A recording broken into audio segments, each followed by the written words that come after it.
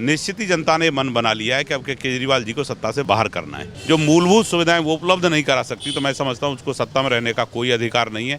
जो कहता था कि एमसीडी मेरे पास नहीं है, एमसीडी आने के बाद आज जब नल खोलते हैं तो सीवर का पानी पीते हैं, टॉयलेट में जाएंगे तो सीवर ब्लॉक मिलेगा। आज पूरे दिल्ली प्रदेश उसके मुंह पे थू थू कर रही है। आज वो बढ़िया स्कूल की बात नहीं करता, वो 2100 रुपए देने की बात करता है। अब के केजरीवाल जी की सरकार को उखाड़ करके फेंकना है। त्रिलोकपुरी के लोगों ने रवि के पक्ष में मतदान करने का मन बनाया और 8 तारीख को एक अच्छी लीड के साथ रवि यहाँ से विधानसभा का चुनाव जीतकर दिल्ली विधानसभा में पहुंचेगा। त्रिलोकपुरी विधानसभा से भारतीय जनता पार्टी के जो प्रत्याशी हैं वो निश्चित जीते। नमस्कार, मैं मुकेश मालान। त्रिलोकपुरी विधानसभा में दिल्ली चुनाव के बीच में आज हमारी मौजूदगी है। हमारे साथ में है उत्तर प्रदेश सरकार में राजस्व मंत्री रहे और वर्तमान में हाथरस से सांसद अनूप वाल्मीकि जी त्रिलोकपुरी विधानसभा के वर्तमान में प्रभारी हैं। सर, बहुत बहुत स्वागत है आपका। सबसे पहले केजरीवाल जी कह रहे हैं अब भाजपा गुंडागर्दी पर उतर आई है। देखिए, मैं समझता हूँ कि जितना गुंडागर्दी केजरीवाल जी की सरकार के समय हुई, उनके पदाधिकारी कार्यकर्ता उनके विधायकों ने की, और मैं समझता हूं जैसा भारतीय जनता पार्टी पर आरोप लगा रहे हैं, भारतीय जनता पार्टी जितनी कैडर बेस्ड पार्टी है, मैं समझता हूं सबसे ज़्यादा अगर कैडर किसी दल में है तो वो है भारतीय जनता पार्टी। तो मैं समझता हूं उनकी सिर्फ बौखलाहट है, उनको दिखाई दे रहा है कि जो मेरी सत्ता है वो जाने वाली है, उसी से बौखलाहट होकर के भारतीय जनता के पार्टी के कार्यकर्ताओं पर आरोप प्रत्यारोप कर रहे हैं। लेकिन आजसी कह रही है भाजपा केवल 3 सीटों पर चुनाव लड़ रही है, नई दिल्ली, जंगपुरा और कालकाजी। देखिए, कल भी मैं जैसा केजरीवाल जी की सीट पे मुझे भी वहाँ काम करने का अवसर मिला है और मेरा बहुत परिवारों में वहाँ जाना हुआ। उनके बेटे भी वहाँ प्रचार कर रहे थे केजरीवाल जी के, तो मेरा भी जितने परिवारों में जाना हुआ वहाँ भी जनता ये मन बना चुकी है कि इन्होंने जिस तरह के झूठे प्रलोभन दे करके सत्ता में 3 बार आने का 3 बार अवसर मिला है, निश्चित ही जनता ने मन बना लिया है कि अब केजरीवाल जी को सत्ता से बाहर करना है। लेकिन अभी आप त्रिलोकपुरी विधानसभा में हैं और लंबे करीब 1 महीने से ज़्यादा हो गया आपको यहाँ पर काम करते हुए। कैसी चुनौतियाँ देख रहे हैं, क्योंकि यहाँ पर पिछले लंबे समय से आम आदमी पार्टी के विधायक मौजूद हैं? देखिए, मुझे भी उत्तर प्रदेश जैसे बड़े प्रदेश का खैर विधानसभा में 2 बार प्रतिनिधित्व करने का अवसर मिला, लेकिन जिस तरह की परिस्थिति मैं यहाँ देख रहा हूँ, सड़कों की स्थिति आप भी स्वयं लगातार यहाँ भ्रमण कर रहे हैं, देख रहे हैं सड़कों की स्थिति कितनी ख़राब है। अगर मैं उत्तर प्रदेश से तुलना करूँ तो सड़कों की स्थिति यहाँ बहुत ख़राब है। ऐसे ही जगह जगह महिलाएं बेचारी पानी दिखा रही हैं। देखिए, जो सरकार मैं समझता हूँ कि सड़क, बिजली, पानी, जो मूलभूत सुविधाएं वो उपलब्ध नहीं करा सकती, तो मैं समझता हूँ उसको सत्ता में रहने का कोई अधिकार नहीं है। पानी के लिए भी यहाँ लोग त्राहीमाम कर रहे हैं। बेचारी माताएँ बहनें, मैं समझता हूँ ना वो अच्छे से स्नान कर पा रही हैं, ना उस पानी को पी पा रही हैं। और देखिए, खासतौर पर त्रिलोकपुरी में जो पुनर्वास कॉलोनियों की स्थापना हुई है, वो लोग वहाँ रहते हैं, तो मूलभूत उनको सुविधाएं जैसे पानी हो, सड़क हो, स्वास्थ्य की स्थिति भी आप देख ही रहे हैं। मोहल्ला क्लिनिक खुल करके ना वहाँ डॉक्टर अवेलेबल है, ना दवाई मिल रही हैं, लोग बुराइयां कर रहे हैं। तो मैं समझता हूँ कि त्रिलोकपुरी के अंदर भी जनता जनार्दन ने मन बना लिया है कि अब के केजरीवाल जी की सरकार को उखाड़ करके फेंकना है। केजरीवाल कह रहे हैं जो योजनाएं हम पहले से लागू कर चुके हैं, जो चल रही हैं, उन्हीं योजनाओं की घोषणा कर रहे हैं, वायदा कर रही है भाजपा। देखिए, केजरीवाल जी ने तो मैं समझता हूँ कि देश के यशस्वी प्रधानमंत्री आदरणीय मोदी जी को और भारतीय जनता पार्टी को यहाँ से सातों की सातों सीटें 14 हो, 19 हो और 24 हो, तीनों बार जिता करके भेजा है। मैं समझता हूँ कि केंद्र सरकार का भी उतना ही अधिकार है, तो केंद्र सरकार की जितनी भी योजनाएं उन्होंने उनको यहाँ लागू नहीं होने दिया। मैं समझता हूँ ये यहाँ की जनता के साथ अन्याय है। सरकार किसी की भी हो, लेकिन उसको लागू करने देना चाहिए। उन्होंने भी भारतीय जनता पार्टी को अपना मत और आशीर्वाद दे करके आदरणीय मोदी जी को 3 बार प्रधानमंत्री बनने का अवसर दिया है, तो मैं समझता हूँ उन योजनाओं को लागू कराना चाहिए था। अगर वो योजनाएं लागू हो जाती तो निश्चित यहाँ की जनता को बहुत बड़ा लाभ मिलता। तो मैं समझता हूँ कि ये दिल्ली के साथ न्याय नहीं है। त्रिलोकपुरी विधानसभा में कौन से ऐसे मुद्दे हैं और क्या लगता है रविकांत जो भाजपा के प्रत्याशी हैं, युवा चेहरा, कितना असरदार होगा? देखिए, मैं समझता हूँ कि यहाँ भारतीय जनता पार्टी 2008 में हमारे वैद्य जी थे, उनके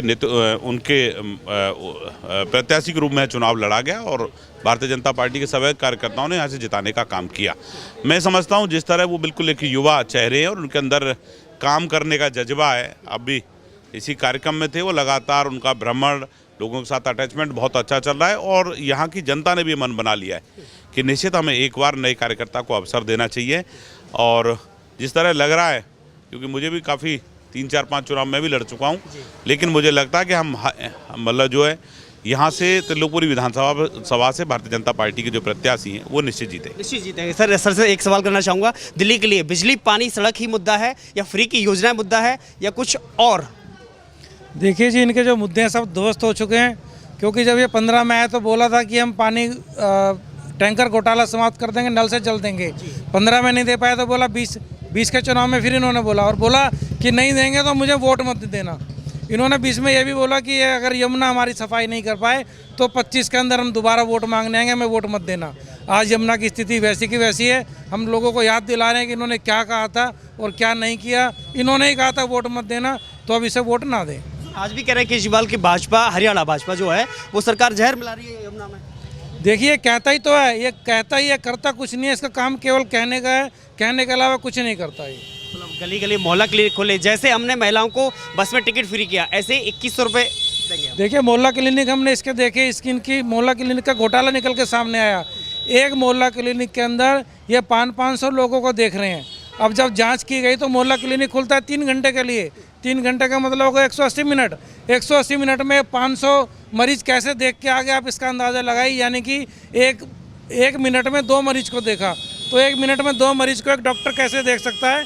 ये घोटाला इसका सामने आ चुका है। सबसे पहले आप लंबे समय से यहाँ पर त्रिलोकपुर विधानसभा में घूम रहे हैं, और एक तरफ माहौल क्या देख रहे हैं, क्योंकि आखिरी पड़ाव में चुनाव चल रहा है। देखिए, दिल्ली की जनता में मैं लगभग 35 दिन से यहाँ पर हूँ और 32 विधानसभाओं को मैं देख रहा हूँ। हर आयु वर्ग के लोगों से, हर व्यवसाय वर्ग के लोगों से, नौकरी पेशा लोगों से, कर्मचारियों से, हर वर्ग के आदमियों से मुझे मिलने का अवसर मिला।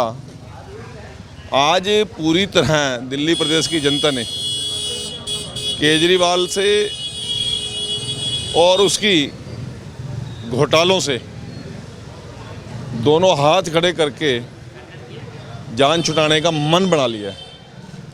वो व्यक्ति जो कहता था कि एमसीडी मेरे पास नहीं है, एमसीडी आने के बाद आज जब नल खोलते हैं तो सीवर का पानी पीते हैं, टॉयलेट में जाएंगे तो सीवर ब्लॉक मिलेगा, सफाई व्यवस्था का दिवाला पिट चुका है। आज वो मोहल्ला क्लिनिक की बात नहीं करता, आज वो बढ़िया स्कूल की बात नहीं करता, वो 2100 रुपये देने की बात करता है। वो गंगा जमुना सफाई की बात नहीं करता।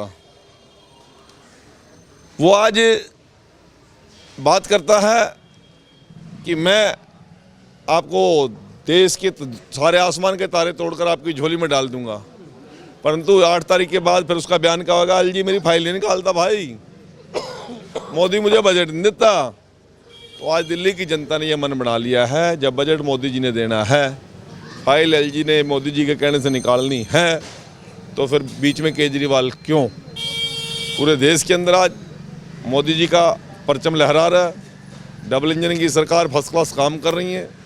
दिल्ली की जनता ने भी डबल इंजन की सरकार बनाकर मोदी जी के साथ चलने का मन बना लिया है, और दिल्ली प्रदेश के अंदर 8 तारीख को संपूर्ण बहुमत की भारतीय जनता पार्टी की सरकार बनेगी, ये मैं दावे के साथ कह सकता हूँ। लेकिन मोदी जी, आप उसी हरियाणा सरकार में मंत्री हैं जिस पर केजरीवाल ने सबसे बड़ा आरोप लगाया कि सरकार हरियाणा की जो है वो यमुना में जहर घोल रही है।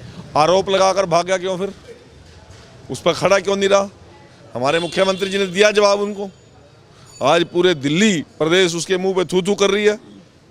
ये केजरीवाल जो मुख्यमंत्री जैसे पद पर रहकर, जिम्मेवारी के साथ रहकर इस प्रकार का गैर जिम्मेवाराना बयान देना, ये कोई सभ्यता की और अच्छे पॉलिटिशियन की निशानी नहीं है। अब क्यों नहीं प्रूव करता? कहाँ जहर डाला, किसने जहर डाला? अरे दिल्ली हमारा देश की राजधानी है। हमारे राजधानी से हमें भी उतना ही प्यार है जितनी सीमाओं से प्यार है। हमें दिल्ली के लोगों से भी उतना ही प्यार है जितना हरियाणा के लोगों से है। आज हरियाणा पानी उत्तर प्रदेश को भी देता है, दिल्ली को भी देता है, राजस्थान को भी देता है। तो ये जमुना का पानी तो हमारे मुंह में बात में भी जाता है, तो हम जहर डालेंगे?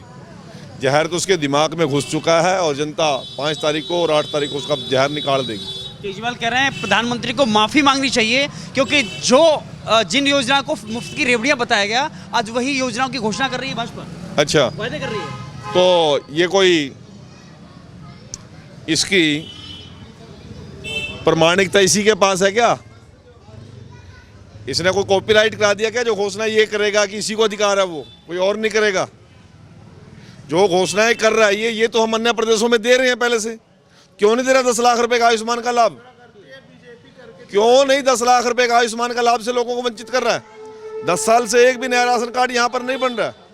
क्यों ओल्ड एज पेंशन, क्यों विधवा पेंशन, क्यों दिव्यांग पेंशन हरियाणा की तर्ज पर नहीं दे रहा? ये दे ना। हम तो हरियाणा में 28 लाख लोगों को समान पेंशन दे रहे हैं, बिना पर्ची और बिना खर्ची रोजगार दे रहे हैं, सबसे बढ़िया सड़कें हम दे रहे हैं। आज कोरोना काल में 85 करोड़ परिवारों को मोदी जी मुफ्त इलाज की सुविधा दे रहे हैं। तो ये कोई कॉपीराइट केवल केजरीवाल के पास है क्या? और जहां जहां वादे किए पंजाब में दे दिए क्या? इसने घोषणा की कि मैं पुजारियों को 18,000 रुपये दूंगा और अगले ही दिन मौलवियों ने इसके घर का घेराव कर लिया। हमारे वाले तो दे पहले। आज ये केजरीवाल पूरी तरह फेल हो चुका है और दिल्ली प्रदेश की जनता ने संपूर्ण बहुमत की बीजेपी की सरकार बनाने का मन बना लिया। तो क्या ईवीएम हैक हो रही है 8 तारीख को? अब केजरीवाल के दिमाग में तो जहर घुस गया था, अब आपके किसने घुसे दिया मुझे तो नहीं पता। यदि पिछली बार भी हैक कर सकते थे हम, यदि हैक करने का कोई रिवाज होता, पंजाब में भी तो हैक कर सकते थे हम। इस प्रकार की गैर प्रजातांत्रिक बातें हैं ये, इस डेमोक्रेसी को कमजोर करने की बातें हैं। अब उत्तराखंड के अंदर 10 की 10 सीटें हम जीते और बैलेट पेपर पे जीते नगर निगम की। देना जवाब, आज केजरीवाल भी दे, राहुल गांधी भी दे।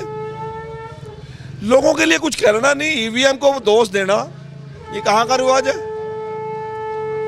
हम डेमोक्रेटिक लोग हैं, इस देश के प्रजातंत्र को मजबूती के लिए जी रहे हैं और इस प्रकार से धक्काशाही से राज बनाना होता है फिर पश्चिम बंगाल में बनाते हम, केरला में भी बनाते। ये बातें बेवजह की बातें हैं जिस बात का कुछ सिर पैर नहीं। एक आखिरी सवाल, त्रिलोकपुरी विधानसभा में भाजपा ने अपना एक युवा उम्मीदवार उतारा है, वो भी ऐसे उस पार्टी के सामने कि जहां लगातार 10 साल से यहाँ पर केजरीवाल की विधायक मौजूद है। ऐसा संविधान में कहाँ लिखा है जो 10 साल से जीत रहे आगे भी जीतेंगे? सबसे कर्मठ, युवा, सुशिक्षित, हाईली क्वालिफाइड, सौम्य, दिन रात लोगों के तीसरी पीढ़ी उसकी लोगों की समाज की सेवा कर रही है। उसके दादाजी भी यहाँ से चुनाव लड़े, उसकी माताजी भी चुनाव लड़ी, अब रवि भी चुनाव लड़ रहा है और 100% त्रिलोकपुरी के लोगों ने रवि के पक्ष में मतदान करने का मन बनाया और 8 तारीख को एक अच्छी लीड के साथ रवि यहाँ से विधानसभा का चुनाव जीतकर दिल्ली विधानसभा में पहुँचेगा। धन्यवाद सर।